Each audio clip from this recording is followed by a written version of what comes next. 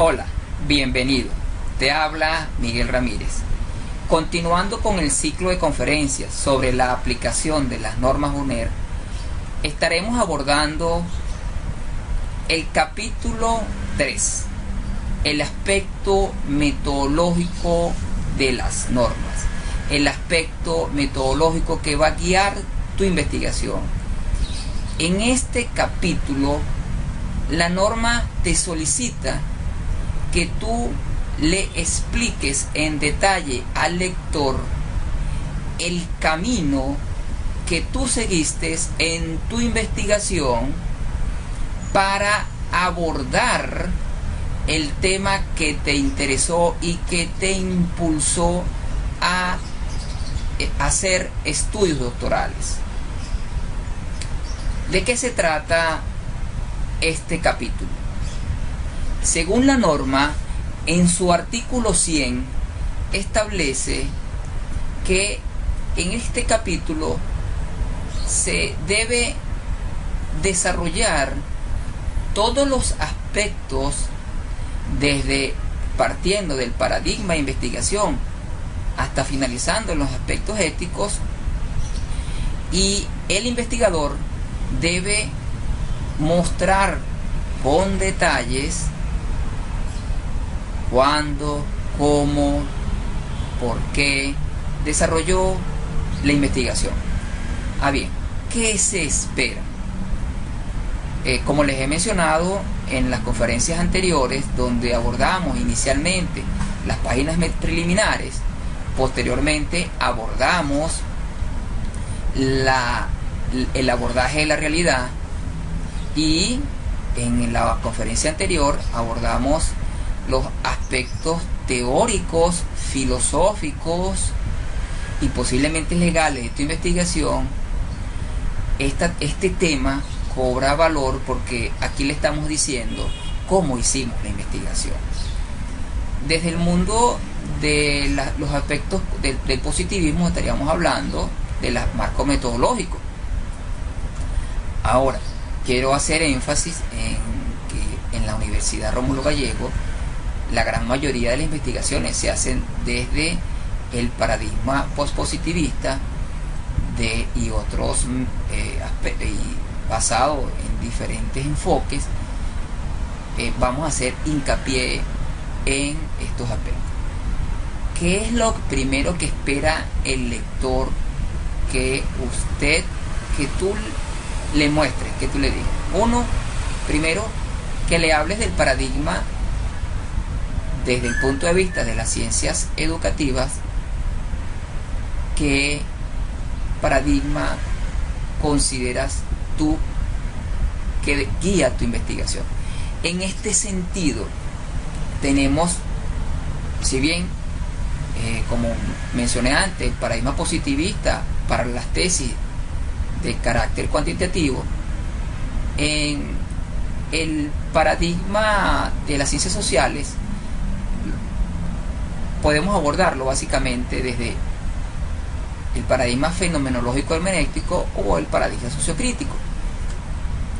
Cada uno va a depender de qué quieres indagar en esa realidad subjetiva del ser humano. Si tu propósito en el escenario 1 fue comprender, evidentemente estás en un paradigma fenomenológico hermenéutico. Si tu propósito es mostrar la realidad, estás en el paradigma crítico. ¿De qué se diferencia básicamente? En la fenomenología hermenéutica intentamos indagar acerca de el significado que los actores, en este caso educativos, actores sociales, le dan el significado a la vida. ¿Qué significa para ellos la vida en su entorno social, en su entorno educativo? Y en el paradigma sociocrítico estamos indagando acerca de esas relaciones, esos aspectos del mundo social de los seres humanos que queremos, más allá de interpretar, queremos mostrar sus procesos de transformación. Una vez que tenemos bien orientado ese paradigma, pudiéramos estar hablando de que ya estás en el camino certero de la metodología que se espera que tú como investigador doctoral le presentes al lector. Algunos plantean que es necesario ser directo en la presentación del paradigma, otros plantean que debes partir, por ejemplo, de la definición de paradigma de Kuhn y que posteriormente integres el paradigma que consideras debe guiar tu investigación, y son temas exclusivamente personales. Estás en la invitación, debe ser tu propio tu resultado de los estudios profundos de los diferentes métodos, de los diferentes paradigmas que te van a guiar y te van a decir a ti: este es el que guía mi investigación. Una vez que tenemos claro definido el paradigma de la investigación, es importante que dentro de ese mundo paradigmático de las ciencias de la educación indaguemos para posteriormente presentar el enfoque de la investigación. Este enfoque nos invita dentro del campo educativo dos grandes vertientes. Por un lado está la etnometodología y por otro lado está el interaccionismo simbólico. Ahora bien, ¿cómo es tu método? Tú puedes definirlo, solo que tienes que argumentarlo, porque puedes plantearte tu propia vertiente. Tú puedes decir: sí, yo parto de un método propuesto, pero desarrollaré el mismo en el proceso de mi investigación. Casos como la fenomenología hermenéutica de Van Manen, casos como el interaccionismo simbólico, donde usted lo que quiere es realizar una investigación acerca de la interacción social de un grupo de actores definido. O si usted quiere estudiar los hechos sociales, usted aplicaría la etnometodología. Si usted quiere estudiar el significado, la interpretación de los hechos educativos, del significado de la vida que le asigna la vida un actor educativo, usted pudiera muy bien decir que usted va a tomar, o usted decidió, la fenomenología hermenéutica de Van Manen porque nace dentro del campo educativo, si bien se inició dentro de del estudio de la educación básica. En el transcurrir de los años, con el afianzamiento de la didáctica planteada por Van Manen, ha sido llevada a diversos campos de estudio más allá del campo educativo, con resultados altamente aceptables dentro del campo académico e investigativo. Esto con lo que quiero mostrar acá es que las posibilidades del enfoque las defines tú. Cuando hablamos del método, nos estamos refiriendo a ese camino que usted decide seguir. Al igual que el enfoque, si bien hay algunas líneas generales que te dicen a ti como investigador cuáles puedes seguir, también es cierto que tú estás en la posibilidad plena de desarrollar una investigación con un protocolo, con una esencia que, si bien puede partir de un planteamiento filosófico, usted lo puede desarrollar. Para eso hay un autor que me parece muy interesante destacar, que es el profesor Arnoldo Crevelli. Tiene, entre algunos de sus libros, tiene libros que abordan el andamiaje de la tesis bajo un enfoque bien particular, y describe de una forma muy sencilla esos elementos metódicos, esos elementos procesuales que pudieran servir de guía en la definición de ese camino, de ese sendero el cual usted decidió tomar para desarrollar su investigación.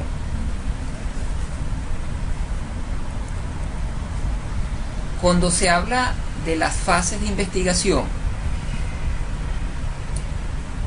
le están pidiendo a usted que indique cuáles son ese conjunto de etapas que tú cumpliste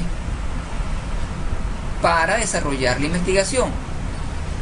Hay algunos planteamientos generales de estas etapas. Primero, que describa. Después, que usted redacte. Después, que interprete. Después, que plasme los resultados. Ahora bien, no son camisa de fuerza. Algunos plantean 5 etapas, otros plantean 4 fases. No es una camisa de fuerza, porque cada investigación se plantea a veces de modo particular, y lo que para un investigador puede ser una fase 1, para usted puede ser otro, puede ser la fase 2. Y eso es importante destacar.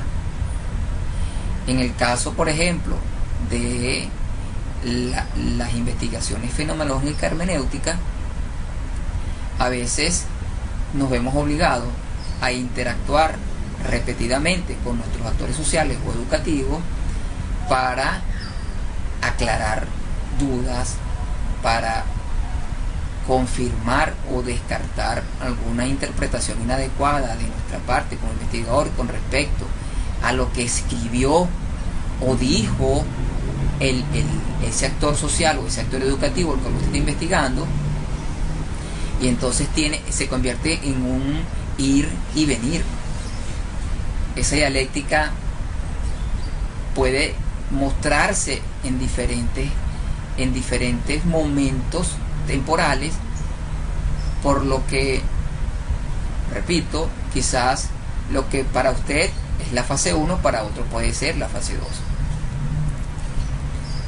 El escenario de la investigación. El escenario de la investigación le solicita que usted escriba dónde desarrolló la investigación. Algunos plantean que usted tiene que buscarse un escenario donde usted pueda ingresar de forma cómoda para usted. Nos plantean, por ejemplo, que si usted está en el campo educativo, sería recomendable que su escenario sea el campo educativo. Si usted está en el campo empresarial, usted lo haga en el campo empresarial. Aquí lo que nos invitan a que el escenario sea de fácil acceso, que no debas esperar por un permiso, que no debas esperar por la aprobación previa de un tercero para tú poder entrar a tu escenario de investigación. Eso te va a facilitar el acceso, pues no va a depender de un tercero que tú puedas ir a interactuar, a conversar, a dialogar con ese ser humano al cual tú decidiste o con el cual tú decidiste hacer tu investigación. Eso es bien importante resaltar, porque de necesitar un permiso de un tercero cada vez que intentas interactuar con tu actor social, va a retardar evidentemente y va a ser difícil tu acceso a esa información que te va a proveer ese ser humano. Con respecto a las técnicas de acceso de la información de la vivencia humana, es importante que tengas en cuenta que cuando queremos indagar, cuando queremos acercarnos al ser humano, lo podemos hacer desde dos grandes puntos. Podemos observarlo y podemos dialogar.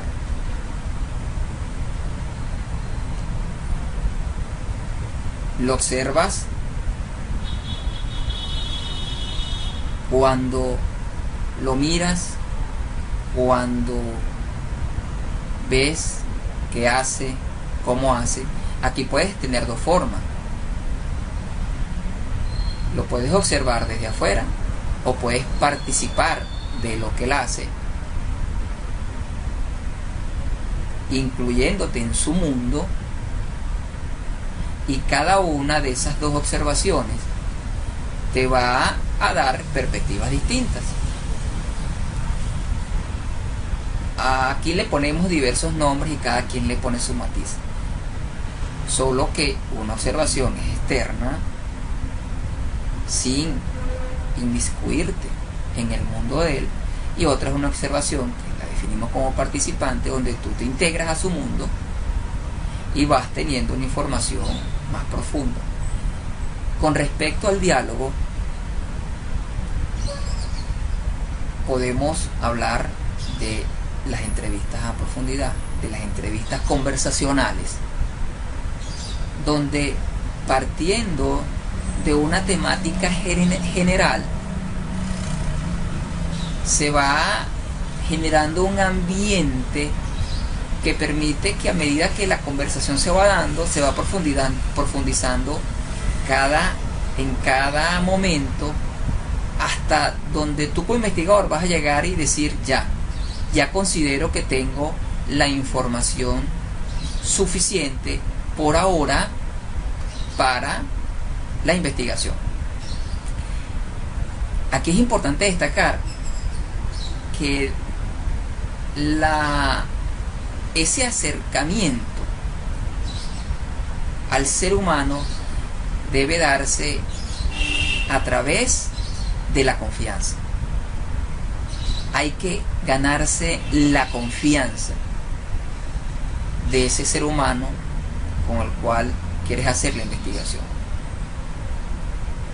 Otra forma es a través de los grupos focales, donde se selecciona a un grupo de personas, por lo general expertos en una temática,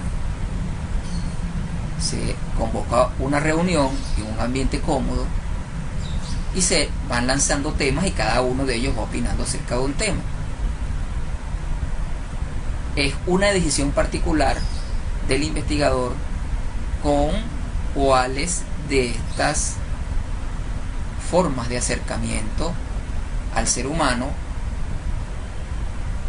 se siente más acorde. Sí es importante destacar el hecho que ese acercamiento debe ser desde lo humano a lo humano, en un ambiente cómodo, donde él se sienta a gusto, donde no invadamos, donde se evite la invasión de los aspectos íntimos de ese ser que está compartiendo su vida con nosotros, por lo cual hay que tener mucho cuidado y exige al investigador una preparación muy minuciosa de las preguntas generadoras o el conjunto de preguntas que está elaborando con mucha antelación para llevar al momento esa entrevista. Aquí sí es importante el concurso de tu tutor o de otros pares investigativos que desde la óptica del tercero te ayuden a perfilar las preguntas más adecuadas para tu investigación. Es importante que debes mantener el control, pero es bueno compartir para que la visión de los terceros nos ayude a perfilar ese momento tan vital como lo es el acercamiento a nuestro actor social. Cuando hablamos de los informantes claves o los actores sociales, los actores educativos, el ser humano con el cual usted decidió, con el grupo social que usted decidió hacer su investigación, aquí hay diferentes propuestas, diferentes posturas, pero básicamente lo que tú debes tener la orientación clara es cómo consideras tú y a quién consideras tú te puede dar la información que tú andas buscando para, con esa información, con ese ingrediente, hacer los procesos posteriores. En la selección del informante, del actor social o actor educativo, tienes que tomar en consideración el para qué de tu investigación. Entonces tú puedes decir que ando buscando y para qué ando buscando, porque tú vas entonces a decidir: busco un actor social con un perfil tal, lo voy a buscar intencionalmente, voy a seleccionar dentro de un universo un actor específico, voy a buscar un ser humano con unas características particulares para mi investigación, o voy a buscar cualquier ser, cualquier persona dentro de ese universo. Eso solo lo vas a decidir tú. Eso te lo va a decir esos propósitos y esas interrogantes que fueron planteadas por allá en el momento, capítulo 1, esa matriz epistémica que fue desarrollada o que va a ser mostrada, porque también puede ser mostrada no solamente en el momento 1, puede ser mostrada en el momento 3. Entonces, esos elementos van a perfilar las características de ese informante clave. Entonces puede ser un perfil intencional, puede ser un perfil aleatorio, pero solo el investigador es el que va a decir: y con estas características es el perfil de mi informante clave, de mi actor social. Lo que sí es que tiene que quedar argumentado en el documento llamado tesis el por qué usted decidió o no decidió por un actor social.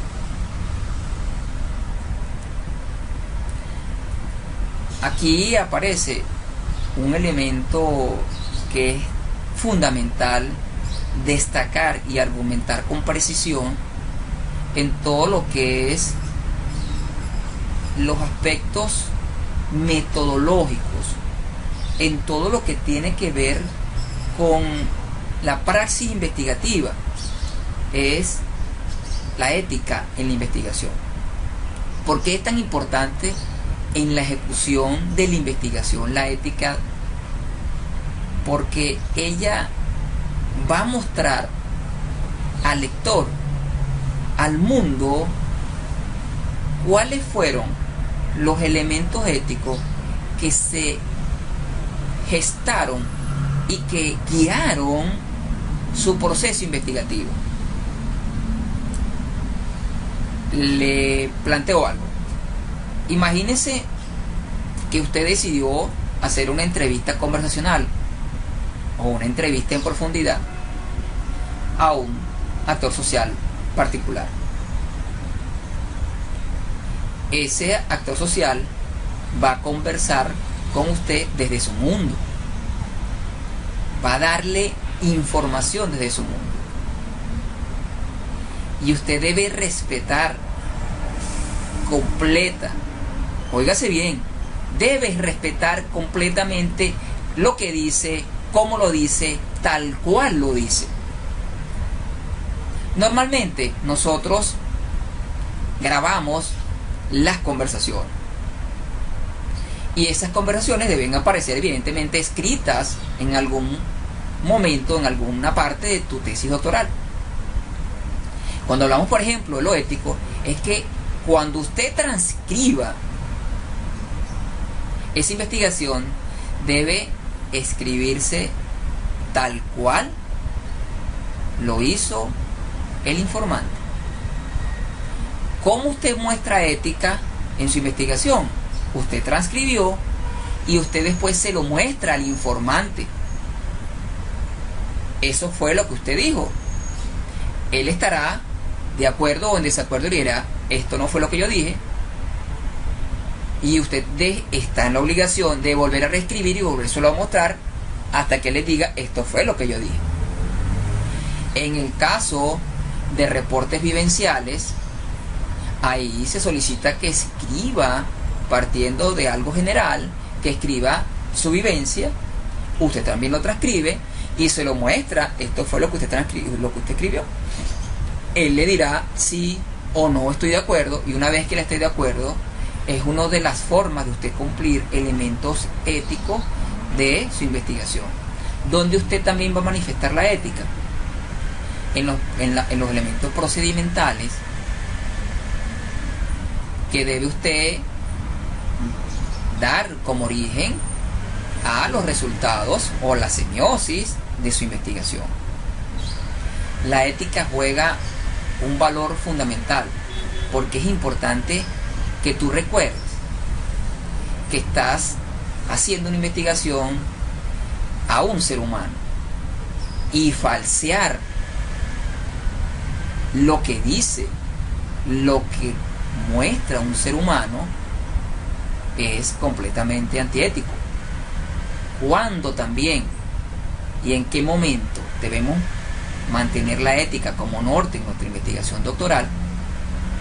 Es en referencia a el uso de información de un tercero, reescribiéndola como fuera nuestra. Este es un tema que vamos a conversar en otras conferencias cuando hablemos de las citas y notas.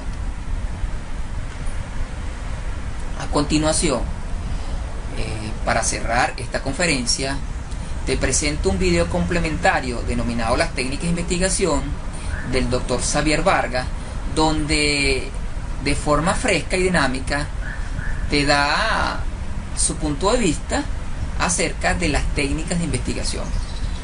Muchísimas gracias a ti por permitirme ingresar a tu mundo, y yo te doy las gracias por estar conmigo en este momento maravilloso llamado vida. Quiero referirme ahora a las técnicas de investigación. Las técnicas de investigación son modos específicos a través de los cuales obtenemos información de la realidad que ayuda a contestar la pregunta de investigación o a responder si la hipótesis que planteamos es falsa o verdadera.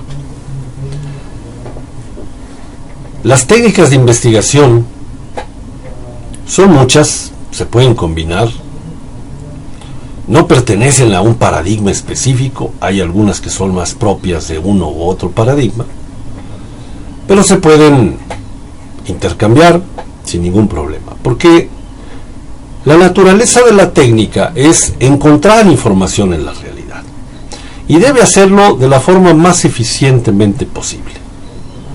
quiere decir que con el mínimo de esfuerzo debe obtenerse el máximo de información. Debemos considerar con mucho cuidado cuáles van a ser las fuentes de información para poder diseñar no solamente las técnicas, sino los instrumentos propios de cada una de esas técnicas. Así, por ejemplo, la técnica de entrevista, que es una de las técnicas más usadas en investigación, tiene su propio instrumento, se llama guión. El guión es ya en concreto la lista de preguntas o reactivos que vamos a utilizar para desarrollar nuestra entrevista. Hay muchas técnicas, como ya dije, se pueden combinar. Se pueden encontrar en muchos libros de investigación, pero lo relevante realmente aquí de decir es que deben ser apropiadas para obtener la información que ayude a contestar la pregunta de investigación o, finalmente, después del análisis, poder decir con claridad, en base a esa información, si la hipótesis planteada fue falsa o verdadera.